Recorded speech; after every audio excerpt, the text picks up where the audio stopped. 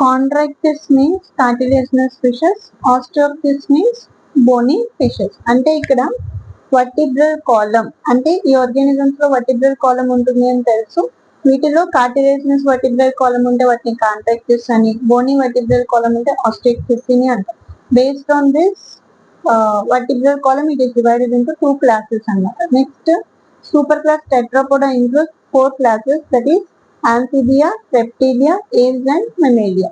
So amphibia అంటే both life, that means they can survive both on land and as well as in water.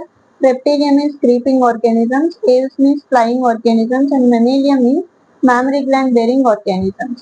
ఇక్కడ మీరు కనుక ఈ complete flow chart కనుక మీకు ఒక ఐడియా ఉంటే ఇక్కడ బేసిక్ క్యారెక్టర్స్ దీన్ని బేస్ చేసుకుని మనం ఎగ్జాంపుల్స్ మీద వర్కౌట్ చేసినట్లయితే మనకి ఎగ్జాంపుల్స్ అనేవి ఈజీగా గుర్తుంటాయి. ఆ ఎగ్జాంపుల్స్ కూడా ఎలా గుర్తుపెట్టుకోవాలి, ఈజీ ట్రిక్స్ అనేది నేను మీకు ఫర్దర్ గా వీడియోస్ లో షేర్ చేస్తాను. అలాగే ఇంకొకటి ఏంటి అంటే డెవలప్మెంట్ ఎలా గుర్తుపెట్టుకోవాలి, ఫర్టిలైజేషన్ ఎలా గుర్తుపెట్టుకోవాలి,